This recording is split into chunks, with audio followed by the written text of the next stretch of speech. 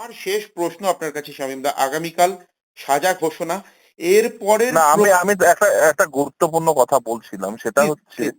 হ্যাঁ, যে এই যে ধরুন এই যে পলিটিক্যাল কারণেই হোক বা আর্থিক কারণেই হোক, হুম এই যে ইনভেস্টিগেশনের প্রভাব বিস্তার হয়, হুম। এটার একটা আশু সমাধান প্রয়োজন। তার কারণ এখনো একেবারেই। পর্যন্ত ভারতবর্ষের যে আইনি কাঠামো, হুম সেখানে ধরে নেওয়া হয় ইনভেস্টিগেটিভ অফিসার বা ইনভেস্টিগেটিং অথরিটি, হুম তারা যে ইনভেস্টিগেশন করছে সেটা বায়াস ইনভেস্টিগেশন। সেই জন্য আদালতও সেখানে খুব বেশি ইন্টারফেয়ার করে না। হুম এখন এই জন্য এই নিয়ে নতুন করে ভাবনা চিন্তার সময় এসছে, কারণ ইনভেস্টিগেটিভ অফিসার বা ইনভেস্টিগেটিভ অথরিটি তারা কখনোই এই ধরনের যে যে পায়াস তত্ত্ব আছে, একেবারে সব তত্ত্ব, সেইখানে কেউ কিছু করবে না, ইনভেস্টিগেশন অত্যন্ত মানে প্রভাব মুক্ত হবে, এই যে সাধারণ ধারণা থেকে আমাদের এখন বের হয়ে এসে হুম। নতুন করে ভাবনা চিন্তার সময় এসছে। এবং দেখুন, আমাদের দেশে তো আদালত আইন তৈরি করতে পারে না, আইন তৈরি হয় আইনসভায়। আইনসভা। ফলে আইনসভায় যারা সদস্য আছেন, আইনসভার সদস্য, তাদের এই দায় নিয়ে তাদেরকে কিন্তু ওই আইপিসি কে বিএনএস বানিয়ে দিয়েই শুধু দায় মুক্তি ঘটালে হবে না। হুম আইপিসি আর বিএনএস এর মধ্যে এমন খুব বেশি পার্থক্য নেই, যে পুরাতন যে আইন সেটা আর নতুন আইনের মধ্যে খুব বেশি পার্থক্য নেই। সিআরপিসি কে বিএনএসএস করে দিলেই হুম আপনার সমস্ত প্রসিডিওর ঠিক হয়ে যায় না। হুম সেই জন্যই এখনো নতুন করে আজকের যুগের সাপেক্ষে দাঁড়িয়ে, হুম আজকে ভারতবর্ষের প্রেক্ষাপটে দাঁড়িয়ে, আজকের ভারতবর্ষের সোশিও পলিটিক্যাল সিচুয়েশনের উপর দাঁড়িয়ে নতুন করে আইন নিয়ে ভাবনা চিন্তা করতে হবে। এবং সেই জন্য আমি আহ্বান করবো, অন্ততপক্ষে আরজি করের ঘটনা, এই রাজ্যে বিভিন্ন স্ক্যাম, তারপরে তার উপর ভিত্তি করে সে পলিটিক্যাল সেটিংই বলুন, আর্থিক লেনদেনই বলুন, বা যাই কিছু হোক না কেন, এগুলোকে দৃষ্টান্ত হিসেবে মনে নিয়ে, এগুলো দৃষ্টান্ত হিসেবে আপনি যৌক্তিকতার সঙ্গে নিয়ে আপনি যদি নতুন করে ভাবনা চিন্তা করেন, আমি আহ্বান করব জুরিস্টদের, আমি আহ্বান করব একাডেমিশিয়ানদের, আমি আহ্বান করব আমার বন্ধু আইনজীবীদের, আমি হুম আপামর জনগণকে, হুম যারা এই সম্পর্কে হুম রাখেন, তারা হুম নতুন করে ভাবনা চিন্তা করুন যে ইনভেস্টিগেশন, এই অথরিটি, এই ইনভেস্টিগেশনকে কি হুম। করা যায় এবং সেটা কি করে আইনে ইমপ্লিমেন্ট করা যায়, এই জন্য আইনসভার সদস্যদেরও তাদেরও ভাবনা চিন্তা করতে বলবো। এবং আমি বলবো যে এই ফৌজদারি আইনে উপযুক্ত হুম। প্রভিশন নিয়ে এসে যাতে ইনভেস্টিগেশনকে প্রভাব মুক্ত করা যায়, সেই জন্য ভাবনা চিন্তা করুন। নমস্কার, আপনারা দেখছেন কবির সৌরভের ইউটিউব চ্যানেল। আগামীকাল রাত পোয়ালেই সাজা ঘোষণা সঞ্জয় রায়ের। একমাত্র দোষী সঞ্জয়, এই প্রশ্ন কিন্তু বারবার উঁকি ঝুঁকি দিচ্ছে। এবং সঞ্জয় যে একা নয়, সঞ্জয়ের একা না হওয়ার সম্ভাবনাই যে বেশি, সে বিষয়েও অনেকগুলি অকাট্য প্রমাণ এবং তথ্য এবং সাধারণ বোধ বুদ্ধি সম্পন্ন মানুষ এটা সহজেই বুঝতে পারেন। আগামীকাল কি রায় হয় সেদিকে আমরা সকলেই তাকিয়ে আছি। এবং এই মুহূর্তে এই বিষয়ে একাধিক কথা বলে নেব বিশিষ্ট আইনজীবী ফিরদৌস শামীমের সঙ্গে। শামীমদা, কি জানান আমাদেরকে, আগামীকালই কি বিচারের শেষ, নাকি উচ্চতর আদালতে অন্য কোনো চিত্রনাট্য তৈরি হতেই পারে? সে বিষয়ে জানার জন্য আপনি সম্পূর্ণ কথোপকথনটি শুনুন। শামীমদা, আপনাকে স্বাগত জানাই আমাদের ইউটিউব চ্যানেলে। আপনি জানেন, গোটা পৃথিবী জানে, কালকে বিবিসিতেও দেখানো হয়েছে, গতকাল 18ই জানুয়ারি court of law, Sealdah court Sanjay রায়কে দোষী সাব্যস্ত করেছেন। প্রশ্ন উঠে আসছে, একা সঞ্জয়? আগামীকাল সাজা ঘোষণা, কি বলবেন আপনি? দেখুন, সিবিআই তার প্রথম চার্জশিটে উল্লেখ করলো সন্দীপ ঘোষের কথা, উল্লেখ করলো তালা থানার ওসির কথা, এবং উল্লেখ করলো লার্জার কনস্পিরেসির কথা, উল্লেখ করলো এভিডেন্স ট্যাম্পারিং এর কথা। এই চারটে যে কথা বললো না, অত্যন্ত গুরুত্বপূর্ণ। এবং বলল যে তারা সাপ্লিমেন্টারি এফিডেভিট দেবে। হুম একটা ট্রায়াল সম্পূর্ণ হয়ে গেল, হুম সেই চার্জশিটের সাপেক্ষে চার্জ গঠন হলো, ট্রায়াল সম্পূর্ণ হয়ে গেল, দোষী সাব্যস্ত হয়ে গেল, আগামীকাল শাস্তি ঘোষণা। হুম হুম ফলে পুরো ট্রায়াল পর্বে তার একটাও রিফ্লেকশন দেখা গেল না যে সন্দীপ ঘোষ বা টালা থানার ওসি লার্জার কনস্পিরেসির সঙ্গে যুক্ত বা এভিডেন্স ট্যাম্পারিং এর সঙ্গে যুক্ত। হুম এরকম কোনো এভিডেন্স বা কোনো তথ্য প্রমাণাদি হুম। সিবিআই হুম। আদালতের সামনে রাখতে পারলো না, হুম। এবং সেই জন্য তাদের অলরেডি জানেন বেল হয়ে গেছে হুম। এই খুন ধর্ষণ মামলায়। হুম। তাহলে সিবিআই কেন প্রথম চার্জশিটে উল্লেখ করলো যে হুম। সন্দীপ ঘোষ এবং টালা থানার ওসি তারা লার্জার কনস্পিরেসির সঙ্গে যুক্ত, ডকুমেন্ট এই এভিডেন্স ট্যাম্পারিং হয়েছে? হুম। তাহলে এই সমস্ত উল্লেখ কেন? হুম। প্রশ্ন সেখানেই। হুম। দেখুন, চার্জশিটে যেহেতু প্রথম চার্জশিটে এই সমস্ত কথাবার্তা রেখেছিলেন, হুম। খুব স্বাভাবিকভাবেই যারা নির্যাতিতার পরিবার তারা আশাবাদী ছিলেন যে ইন দ্য মিন হোয়াইল অর্থাৎ ট্রায়াল পর্বে তারা সাপ্লিমেন্টারি চার্জশিট দেবেন। হুম। নারাজি পিটিশন করেননি। হুম। তারা পরবর্তীতে যখন বুঝতে পারেন যে কোথাও যেন ভুল হচ্ছে, আবার তারা পুনরায় তদন্ত চেয়ে কলকাতা হাইকোর্টের সিঙ্গেল বেঞ্চে হুম। রিট পিটিশন দাখিল করেন। হুম। কিন্তু আপনি নিশ্চিতভাবেই জানেন যেহেতু ডিভিশন বেঞ্চ হুম। এই সিবিআই তদন্তের নির্দেশ দিয়েছে, হুম। মামলাটি সুমোটো সুপ্রিম কোর্ট নিয়েছে, ফলে একেবারে। সুপ্রিম কোর্টের সামনে যেহেতু বিচারাধীন, ফলে সিঙ্গেল বেঞ্চের কাছে সেই মামলাটি নেওয়া অত্যন্ত বিড়ম্বনা। হুম। ফলে খুব স্বাভাবিকভাবেই তাদের তাদের একটা ইন্টারলোকেটরি অ্যাপ্লিকেশন তারা করেছেন, সেটি বর্তমানে পেন্ডিং। আমি তাদের পরিবারকে বলবো নিশ্চিতভাবেই যে আপনারা ওই ইন্টারলোকেটরি অ্যাপ্লিকেশনটি অতি দ্রুততার সঙ্গে মুভ করান, ওকে। এবং কলকাতা হাইকোর্ট যাতে এই বিষয়টি শুনতে পারে, অন্ততপক্ষে সেই নির্দেশটুকু আনতে সক্ষম হন। তাহলেই কলকাতা হাইকোর্ট যদি শুনতে পারে, আমি মনে করি যে এই মামলায় আবার নতুন করে গতি পাবে। আপনাদের আমি স্মরণ করিয়ে দিতে চাইবো, নিশ্চিতভাবেই আপনারা জানেন তিনি তৃণমূল কর্মী ছিলেন, হুম। তপন দত্ত, হাওড়ার তপন হুম। দত্ত। হুম। তিনি খুন হয়ে যান। হুম। তিনি খুন হয়ে যাওয়ার পরে তার স্ত্রী প্রতিমা দত্ত, প্রতিমা দত্ত বালি। তার মেয়ে প্রিয়ঙ্কা দত্ত হুম। তারা লড়ছেন, এখনো আজকের দিন পর্যন্ত তারা লড়ছেন, হুম। তারা লড়েছিলেন।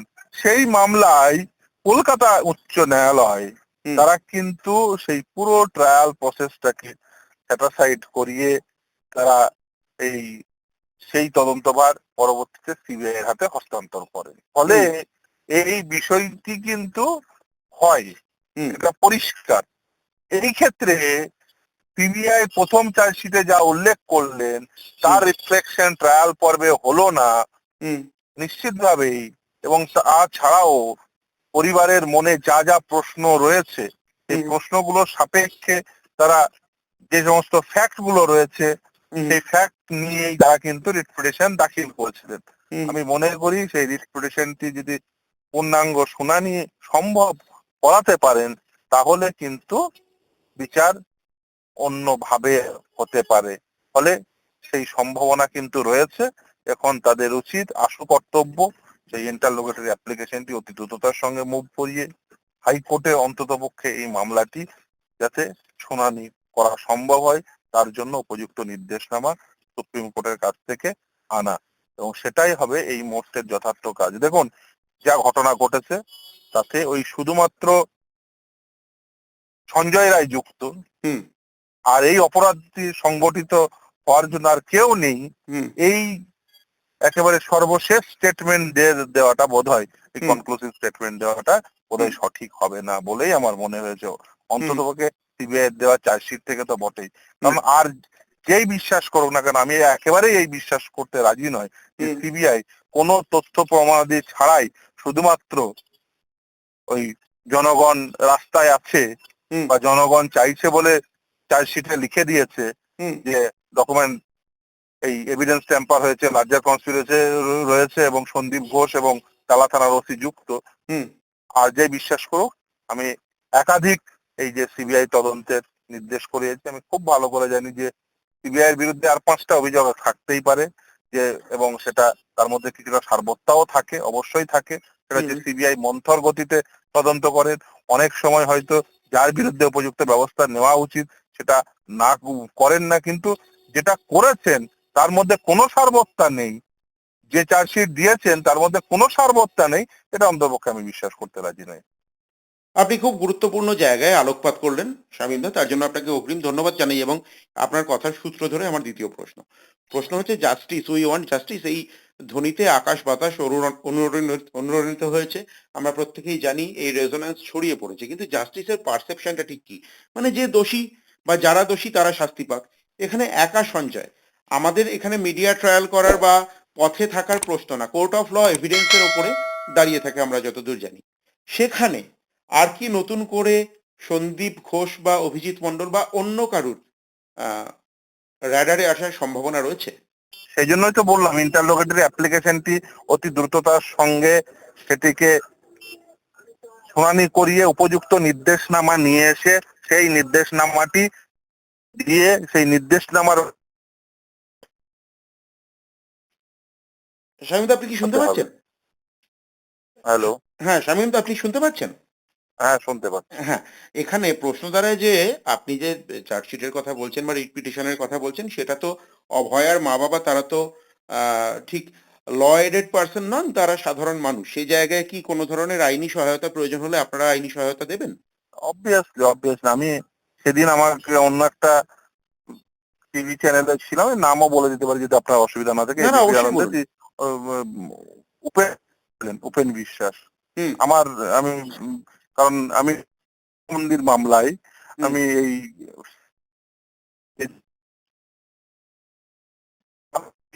উপেন বাবু একটা ইউটিউব একটা হুম ভিডিও ছিল উপেন বাবুর, হুম আমি সেই ইউটিউবের ভিডিওটি ব্যবহার করে হুম এবং সেখানে উপযুক্ত প্লিডিংস নিয়ে হুম প্রাথমিক শিক্ষক নিয়োগে দুর্নীতি হয়েছে সে আপনারা জানেন, বিখ্যাত। হুম হুম একেবারেই একেবারেই। ফলে সেই তারপরে সেই উপেন বাবু তিনি তাকে প্রাইভেট রেসপন্ডেন্ট করে মামলা করি এবং হুম সেটা সিবিআই তদন্তের নির্দেশ হয় সেই সোমেন নন্দীর উপর। হুম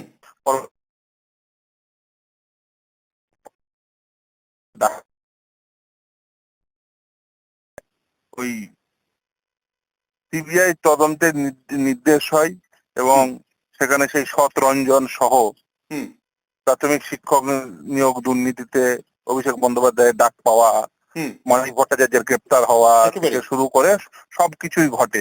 এবং এই মামলায় যখন এই উপেন বাবু এসেছিলেন আমি হুম তাকে পার্টি করেছিলাম, হুম তো মানে আমার মামলায় এই সোমেন নন্দীর মামলায় ফলে তিনি এসে কিন্তু আদালতে একটা অত্যন্ত গুরুত্বপূর্ণ কথা বলেছিলেন হুম যে এই যে সিবিআই এর অভ্যন্তরে হুম একটা যদি সিবিআই এর অফিসার গুলোকে নিয়ে একটা সিট হুম তৈরি করা যায় এবং সেই সিটের মনিটর করবে আদালত হুম এবং সেই আদালতই শুধুমাত্র সেই সিট আদালতকেই রিপোর্ট করবে, অন্য কাউকে নয়, ইভেন প্রধানমন্ত্রীকেও নয়। হুম আমি সেই টিভি চ্যানেলেও বলেছি হুম হুম যে এটা ফলে এই যে সিট গঠিত হয়েছিল সেই সিটের মনিটরিং হচ্ছিল, হুম আপনারা জানেন যে আদালত যেহেতু মনিটরিং করছিল, ফলে এই যে অনেকটা আনাট করা গেছে যে প্রাথমিক শিক্ষক নিয়োগ দুর্নীতি থেকে শুরু করে এই মিউনিসিপ্যালিটি স্ক্যাম, যার ফলে হুম যেটা আমাদের দেশে ধরুন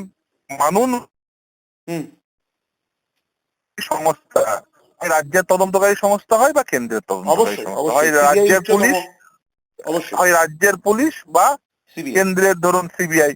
হুম এখন ধরুন সিবিআই বা রাজ্য পুলিশ বা কলকাতা পুলিশ যেই তদন্ত করুক না কেন, আপনি তাদের পলিটিক্যাল বস হচ্ছে পলিটিক্যাল হুম এক্সিকিউটিভ। হুম হুম ফলে এই যে পলিটিক্যাল এক্সিকিউটিভরা তারা যেহেতু তাদের হুম ভাবে বিভিন্ন মামলায় কখনো আর্থিক কারণে হুম কখনো আমরা দর্শকদের কাছে একটু ক্ষমা চেয়ে নেব, কারণ শামীম দা সম্ভবত এখন মুভ করছেন, রাস্তায় আছেন, যার জন্য হয়তো একটু নেটওয়ার্কের গন্ডগোল হচ্ছে। তবুও আমরা মূল বক্তব্যের নির্যাসটা তুলে দেওয়ার চেষ্টা করব। আমার শেষ প্রশ্ন আপনার কাছে শামীম দা, আগামীকাল সাজা ঘোষণা, এর পরের না আমি আমি তো একটা একটা গুরুত্বপূর্ণ কথা বলছিলাম, সেটা প্লিজ হচ্ছে প্লিজ। হ্যাঁ যে এই যে ধরুন এই যে পলিটিক্যাল কারণেই হোক বা আর্থিক কারণেই হোক হুম এই যে ইনভেস্টিগেশনে প্রভাব বিস্তার হয়, হুম এটার একটা আশু সমাধান প্রয়োজন। তার কারণ এখনো একেবারেই। পর্যন্ত ভারতবর্ষের যে আইনি কাঠামো হুম সেখানে ধরে নেওয়া হয় ইনভেস্টিগেটিভ অফিসার বা ইনভেস্টিগেটিং অথরিটি হুম তারা যে ইনভেস্টিগেশন করছে সেটা বায়াস ইনভেস্টিগেশন, সেই জন্য আদালতও সেখানে খুব বেশি ইন্টারফেয়ার করে না। হুম এখন এই জন্য এই নিয়ে নতুন করে ভাবনা চিন্তার সময় এসছে, কারণ ইনভেস্টিগেটিভ অফিসার বা ইনভেস্টিগেটিভ অথরিটি তারা কখনোই এই ধরনের যে যে বায়াস তত্ত্ব আছে, একেবারে সব তত্ত্ব, সেইখানে কেউ কিছু করবে না, ইনভেস্টিগেশন অত্যন্ত মানে প্রভাব মুক্ত হবে, এই যে সাধারণ ধারণা থেকে আমাদের এখন বের হয়ে এসে নতুন করে ভাবনা চিন্তার সময় এসছে। এবং দেখুন, আমাদের দেশে তো আদালত আইন তৈরি করতে পারে না, আইন তৈরি হয় আইনসভায়। আইনসভা। ফলে আইনসভায় যারা সদস্য আছেন, আইনসভার সদস্য, তাদের এই দায় নিয়ে তাদেরকে কিন্তু ওই আইপিসি কে বিএনএস বানিয়ে দিয়েই শুধু দায় মুক্তি ঘটালে হবে না। আইপিসি আর বিএনএস এর মধ্যে এমন খুব বেশি পার্থক্য নেই, যে পুরাতন যে আইন সেটা আর নতুন আইনের মধ্যে খুব বেশি পার্থক্য নেই। সিআরপিসি কে বিএনএসএস করে দিলেই আপনার সমস্ত প্রসিডিওর ঠিক হয়ে যায় না। সেই জন্যই এখনো নতুন করে আজকের যুগের সাপেক্ষে দাঁড়িয়ে, আজকে ভারতবর্ষের প্রেক্ষাপটে দাঁড়িয়ে, আজকের ভারতবর্ষের সোশিও পলিটিক্যাল সিচুয়েশনের উপর দাঁড়িয়ে নতুন করে আইন নিয়ে ভাবনা চিন্তা করতে হবে। এবং সেই জন্য আমি আহ্বান করবো, অন্ততপক্ষে আরজি করের ঘটনা, এই রাজ্যে বিভিন্ন স্ক্যাম, তারপরে তার উপর ভিত্তি করে সে পলিটিক্যাল সেটিংই বলুন, আর্থিক লেনদেনই বলুন, বা যাই কিছু হোক না কেন, এগুলোকে দৃষ্টান্ত হিসেবে মনে নিয়ে, এগুলো দৃষ্টান্ত হিসেবে আপনি যৌক্তিকতার সঙ্গে নিয়ে আপনি যদি নতুন করে ভাবনা চিন্তা করেন, আমি আহ্বান করব জুরিস্টদের, আমি আহ্বান করব একাডেমিশিয়ানদের, আমি আহ্বান করব আমার বন্ধু আইনজীবীদের, আমি আপামর জনগণকে যারা এই সম্পর্কে রাখেন, তারা নতুন করে ভাবনা চিন্তা করুন যে ইনভেস্টিগেশন, এই অথরিটি, এই ইনভেস্টিগেশনকে কি করা যায় এবং সেটা কি করে আইনে ইমপ্লিমেন্ট করা যায়। এই জন্য আইনসভার সদস্যদেরও তাদেরও ভাবনা চিন্তা করতে বলবো। এবং আমি বলবো যে এই ফৌজদারি আইনে উপযুক্ত প্রভিশন নিয়ে এসে যাতে ইনভেস্টিগেশনকে প্রভাব মুক্ত করা যায়, সেই জন্য ভাবনা চিন্তা করুন। আমি সকলকে আহ্বান করব, কারণ আমি বিভিন্ন মামলা করতে করতে দেখেছি যেখানে পলিটিক্যাল স্টেক থাকে সেখানে কিন্তু বিভিন্ন ভাবে প্রভাব বিস্তার হয়, এটা কেউ অস্বীকার করতে পারবেন না। ফলে নতুন করে ভাবনা চিন্তার সময় এসছে। আমি আপামর জনগণকে আহ্বান করব, সমস্ত জুরিস্টদের আহ্বান করব, একাডেমিশিয়ানদের আহ্বান করব, আপনারা নতুন করে ভাবনা চিন্তা করুন এবং এর দায়িত্ব নিতে হবে আইনসভার সদস্যদের। কারণ আপনারাই জনপ্রতিনিধি, আইনসভাতে আইন তৈরি হয়। ফলে এই আইনসভাতে, আর আমি জনগণকে আহ্বান করব, আইনসভাতে তাদেরই পাঠান যারা এই সম্পর্কে ভাবনা চিন্তা, আইনসভাতে নিশ্চিতভাবেই তাদের পাঠাবেন না যারা এই সম্পর্কে ভাবনা চিন্তা করতে অক্ষম। আপনি এরপরে আর কিছু বলার থাকে না শামীম দা, আপনি সম্পূর্ণ একটা পাথ ব্রেকিং কথা বললেন এবং এটাই এই মুহূর্তে সম্ভবত পালস অফ দ্য নেশন, যে আমাদের আইন ব্যবস্থার কাঠামো বদলাতে হবে। অনেক ধন্যবাদ শামীম দা, খুব গুরুত্বপূর্ণ বিষয় আলোকপাত করার জন্য। অনেক ধন্যবাদ। ধন্যবাদ আপনাকে।